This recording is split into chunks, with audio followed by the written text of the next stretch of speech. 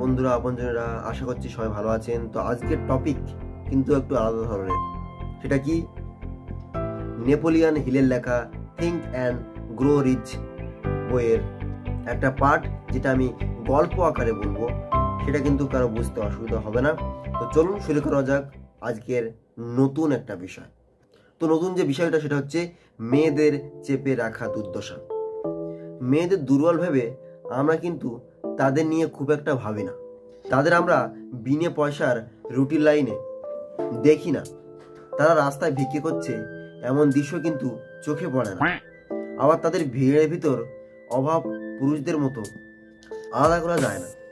অবশ্য আমরা রাস্তায় পুরুষদের মতো ঘুরে বেড়ানো হতদরিদ্র বুড়িদের কথা বলছি না। আমি বলছি সেই সব মেয়েদের কথা যারা তুলনায় অল্প বয়সী, ভদ্র ঘরের ও যারা বুদ্ধিমতী। তারা সংখ্যায় অনেক, কিন্তু তাদের দুর্দশার কথা সামনে আসে না। মনে হয় যেন তারা তাদেরকে মেরে ফেলেছে। যখন একটা পুরুষ কাজের হাতে সময় থাকে চিন্তা করার জন্য, সে মাইলকে মাইল খুঁজে বেরিয়ে যখন একটা কাজের খোঁজ পায়, তখন হয়তো দেখে কাজটা হয়ে গেছে, কেউ নিয়ে নিয়েছে, বা হয়তো কাজটাই ভালো বেতন দেবে না, খালি কমিশন দেবে ওই কিছু ছুটকো ছাটকা ঘর সাজানোর জিনিস বিক্রি করার জন্য, যেগুলো সাধারণত কেউ কেনে না, খালি কিনবে শুধু দয়া পরবাস হলেই।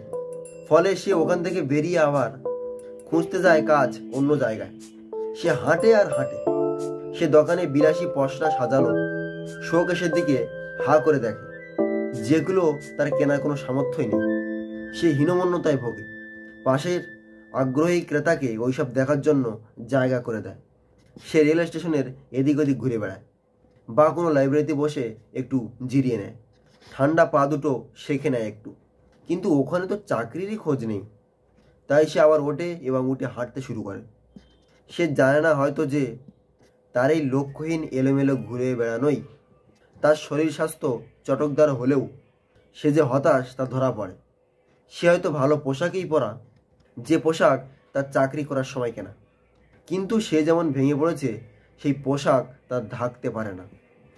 একটা পুরুষদের উদাহরণ দিয়ে কিন্তু আমি এটা বোঝানোর চেষ্টা করেছি যে মেয়েদের চেপে রাখা দুর্দশার যে বিষয়টা। কেন? কারণ মেয়ে আর ছেলের মধ্যে কিন্তু কোনো পার্থক্যই নেই। তারা কিন্তু একইভাবে লাইফস্টাইল তারা করে। তো আমরা সেই জন্য যে কোনো কাজের ক্ষেত্রে ছেলে বা মেয়েদের সমান সুযোগ দেওয়া উচিত আর একসাথে বাঁচা উচিত। তো এটাই ছিল আমার আজকের টপিক। তো কেমন লাগলো অবশ্যই কমেন্টে জানাবেন, আর শেয়ার করতে ভুলবেন না, লাইক করতে ভুলবেন না। দেখা হচ্ছে ঠিক পরের ভিডিওতে খুব শীঘ্রই। ধন্যবাদ।